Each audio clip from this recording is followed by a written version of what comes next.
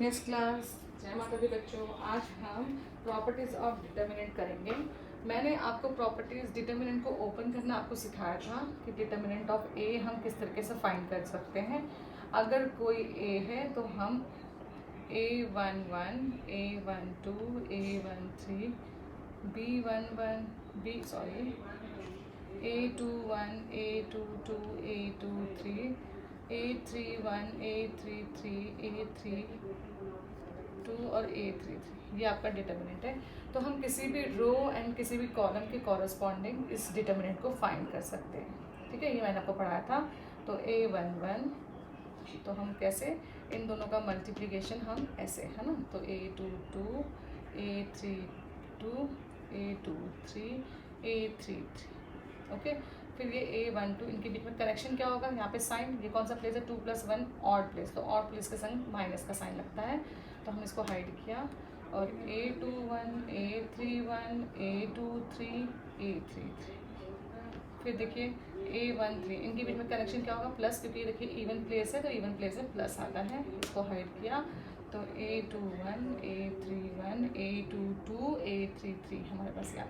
अब आप उसको सॉल्व करना आता है ना, तो हम इसको डिटर्मिनेंट फाइंड आउट कर सकते हैं।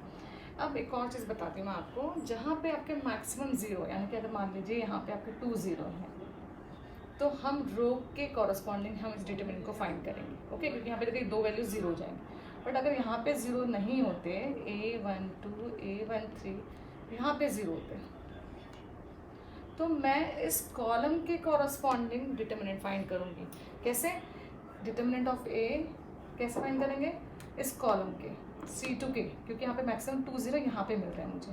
तो हम क्या करेंगे, सबसे पहले देखिए इसके कॉरस्पॉन्डिंग किया, तो A11, A12 तो कौन सा प्लेस है, ये ऑड प्लेस, तो माइनस का साइन, ओके। देखिए कैसे, तो A21, A31 आपके पास आया A23, A33। देन अब कौन सा प्लेस है, यहाँ पे देखिए ये ऐसे और ऐसे इंटरसेक्शन ना, ये वाला प्लेस, तो कौन सा प्लेस था, A22 प्लेस था, तो यहाँ पे इसकी वैल्यू कितनी है, ज़ीरो, और ये इवन प्लेस है तो इसको प्लस का साइन मिलेगा, तो इसको मैंने हाइड किया। Rest of element A11, A31, A13, A33 आपका।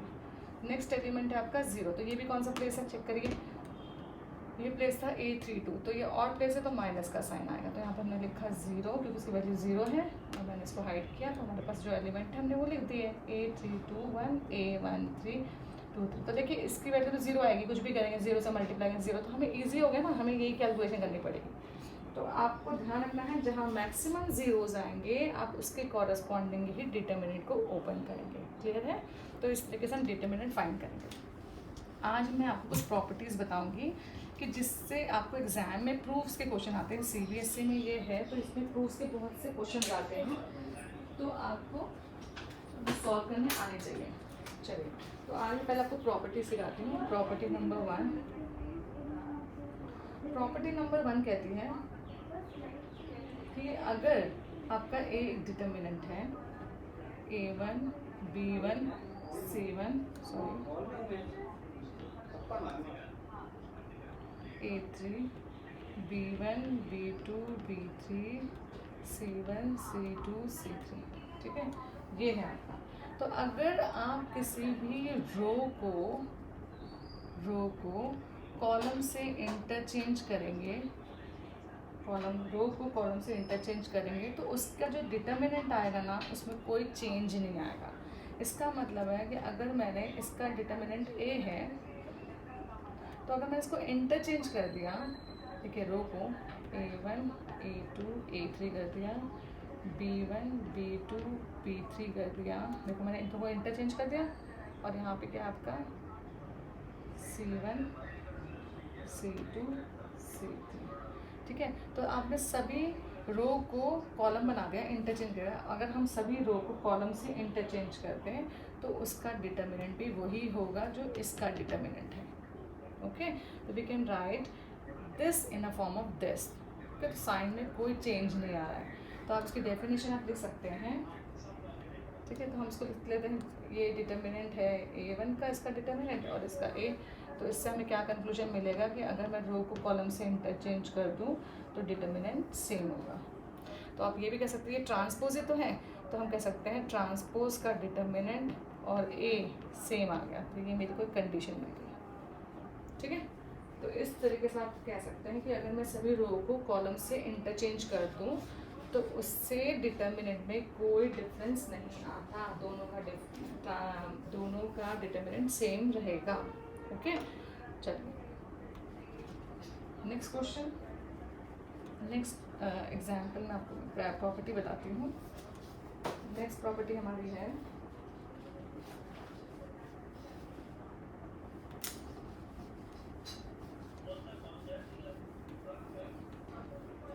प्रॉपर्टी नंबर 2 हमारी ये कहती है अगर ट्रायंगल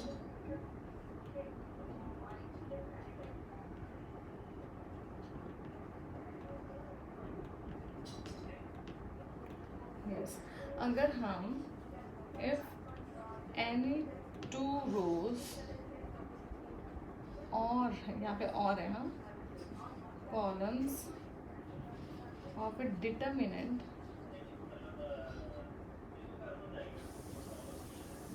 आर इंटरचेंज, हाँ अगर हम इनको इंटरचेंज कर देंगे then determinant then sign of determinant changes, यानी कि जो इसका डिटर्मिनेंट है, अगर देखिए मैं चेंज कर रही हूँ इसके डिटर्मिनेंट, देखो मैं इसको चेंज कर रही हूँ, तो मैंने क्या किया है R1 को चेंज कर दिया, थर्ड रो को, ठीक है, मैंने R1 को चेंज कर दिया है R3 से, ऐसे लिखते हैं R1 को चेंज कर दिया R3 से, तो क्या आएगा R1 ये रहा R3 ये रहा, तो मैंने C1 C2 C3 कर दिया, B1 B2 में कोई चेंज नहीं है, A1 A2 में चेंज कर दिया। तो आप जब करेंगे ऐसा तो बाहर आपको माइनस लगाना पड़ेगा, जो इसका साइन है उसका अपोजिट हो जाएगा। तो इसका मतलब रिजल्ट ये है कि डेल इज इक्वल्स टू, जो डेल का डिटर्मिनेंट निकलेगा this is minus of determinant of sine, ये आंसर है। ओके, इस तरीके से आप इसको लिखेंगे। चलिए अब नेक्स्ट प्रॉपर्टी है प्रॉपर्टी नंबर 3 कहती है, क्लियर है। तो इस तरीके से अगर आप किसी भी दो रो को या कॉलम को इंटरचेंज करेंगे तो हमें उसके बाहर माइनस का साइन लगाना, साइन आ जाएगा negative.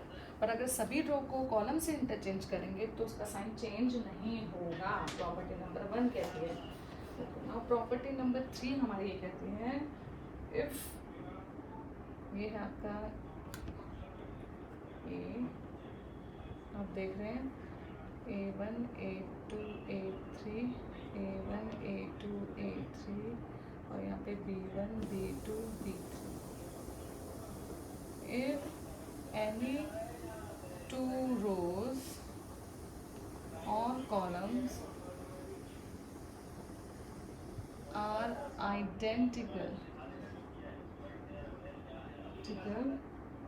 then value of determinant be 0।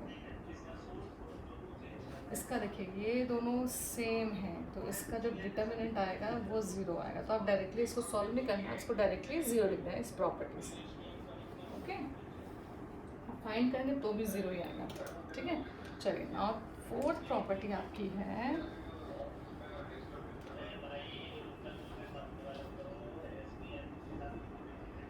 If आप डिटर्मिनेंट है this is A1 B1 C1 A2 B2 C2 A3 B3 C3। अगर आपको K से इसको मल्टीप्लाई करना है, R1 को हमें K से मल्टीप्लाई करना है। ओके, तो हम लिखेंगे K A1 K B1 K C1 A2 B2 C2 A3 B3 C3, हम ऐसा कर सकते हैं। तो इसका जो डिटर्मिनेंट आएगा this is K times of determinant, इसका जो डिटर्मिनेंट आएगा वो क्या आएगा आपका, हाँ ये आ जाएगा आपका K, ये डिटर्मिनेंट है इसका K। ठीक है, तो इसका क्या आ जाएगा K टाइम्स ऑफ दिस। ठीक है, ये K टाइम्स हो जाएगा। ओके, तो हम इस तरीके से इसको फाइंड कर सकते हैं। तो आप ये भी कह सकते हैं ये जब k कॉमन आ रहा है या k से मल्टीप्लाई कर रहे हैं, इस डिटर्मिनेंट को अगर आप k से मल्टीप्लाई कर रहे हैं तो आपका ये k times of previous determinant हो जाएगा। ओके,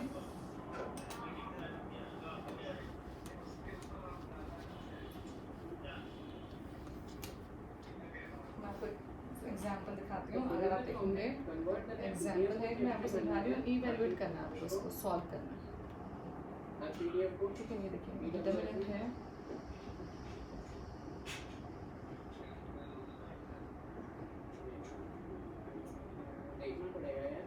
ठीक है। अब इसकी वैल्यू हम देखिए 13, 18, 36 ये किसी की टेबल में आते हैं, किसकी टेबल में आते हैं 6 के टेबल में। 6 से दोनों डिवाइड होते हैं, 6 6 17 6 3 6 6 1 3 4 17 3 6 ये आ गया इसका। आप देख रहे हैं इसमें कॉमन फैक्टर 6 है, तो ये 6 हम कॉमन ले लेंगे और ये बन जाएगा 17 1 17 3 3 3 6 4 6। तो आप देख रहे हैं ये दोनों आइडेंटिकल हैं, ठीक है। तो रीज़न है R1 इज R3 के इक्वल है, देयरफॉर 6 इंटू इस डिटरमिनेंट की वैल्यू 0, तो आंसर इज 0। डायरेक्टली आप लिखेंगे 0, ठीक है। इस तरीके से हमें इनको सॉल्व करना है।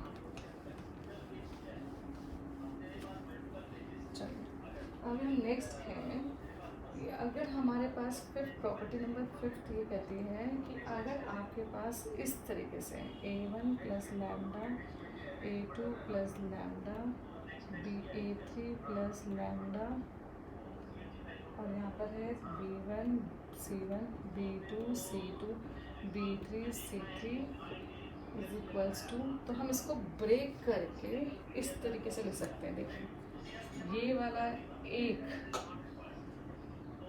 प्लस, इसके प्लस को कैसे ब्रेक करते हैं, देखो B1 B2, मैं यहाँ पे थोड़ा सा छोटा तो जैसे मेरे इसमें आ जाए, आप देखेंगे B1 C1 B2 C2 B3 C3, तो ये A1 A2 A3 प्लस ये जो प्लस है ना, इसमें ऐसा होता है कि ये जो प्लस है ये ऐसा आ जाएगा और बाकी B1 C1 B2 C2 B3 C3, इसका मतलब ये है, यानी कि आप जब प्लस या माइनस, अगर हमें माइनस में होता तो मैं ऐसे ही करती, माइनस के लिए भी यही है। इसका मतलब जो सेम है ये इसके संग लैम्डा प्लस नहीं है, जो डिफरेंट वाला है उसके संग ये लैम्डा प्लस या माइनस है।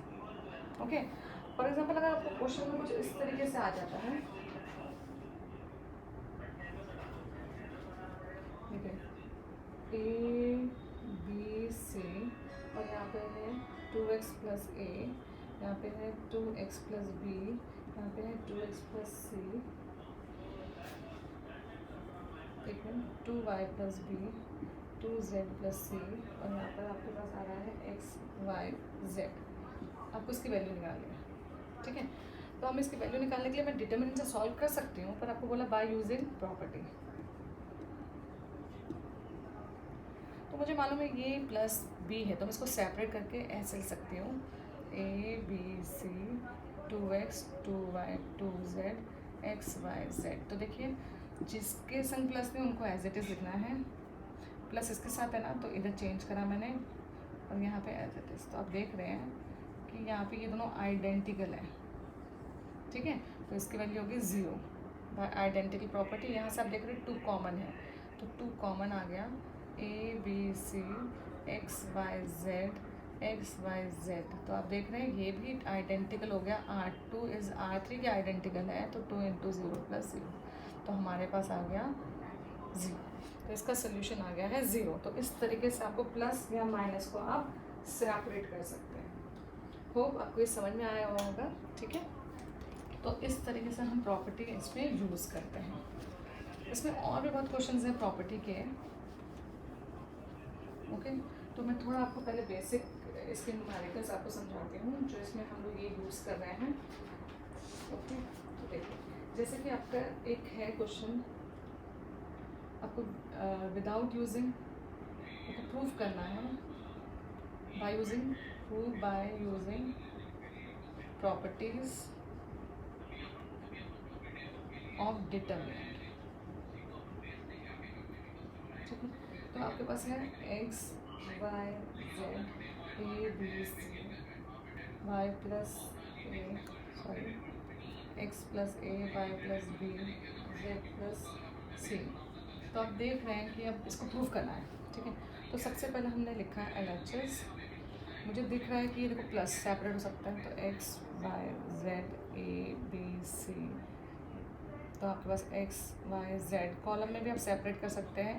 जिसको सेपरेट कर रहे हैं सिर्फ वही चेंज कॉलम हो रहा है, बाकी देखिए रेस्ट ऑफ 2 कॉलम सेम है, ये दोनों कॉलम पहले जैसे हैं। तो यहाँ पे देखिए ये दोनों आइडेंटिकल, ये 0, यहाँ पे ये दोनों आइडेंटिकल हो गए, तो 0 + 0, तो आपको मिल गया 0। तो हमने प्रूव कर दिया, hence proved LHL = RHL। Okay, इस तरीके से हम इसके न्यूमेरिकल्स करेंगे। मैं आपको एक और न्यूमेरिकल सिखाती हूँ। सेकेंड न्यूमेरिकल है कि आपके पास है 2 3 5 7 8 9 65 85 75 एंड 86, इस तरीके का आपका न्यूमेरिकल है। तो आप देख रहे हैं कि यहाँ पे देखिए, अगर मैं इसको 9 से मल्टीप्लाई करूँ तो हम क्या करते हैं, C1 को 9 से मल्टीप्लाई करते हैं, C2। तो हमारे पास आएगा 2 3 5 63 72 एंड 81, ओके, 65 75 86, ये आ गया। अब मुझे मालूम है कि अब मैं इसको इसमें से माइनस कर दूँ या आप इसको प्लस कर दें, तो हम कर सकते हैं। जिसमें चेंज करना है, ऑपरेशंस बोलते हैं इसको, हम इनको ऐड करते हैं। C1 में चेंज करें तो C1 को पहले लिखेंगे, C1 + C2। तो हमारे पास आ गया 65 75 86। तो देख रहे हैं, बहुत सारे तरीके हैं इसको करने के, आप डिफरेंट वे से सोच सकते हैं, इसमें से इसको माइनस कर सकते हैं, ठीक है। तो आपके पास बहुत सारे, तो आप देख रहे हैं दोनों आइडेंटिकल हो गए, तो you can say C1 is same C3 therefore 0। इसका डिटरमिनेंट क्या आएगा, 0। तो इस तरीके से मैं आपको न्यूमेरिकल्स की प्रैक्टिस कराऊंगी, तो हम उसके लिए नेक्स्ट वीडियो में इसकी और प्रैक्टिस करेंगे। तो इस तरीके से न्यूमेरिकल्स आपको आएंगे। Okay, thank you.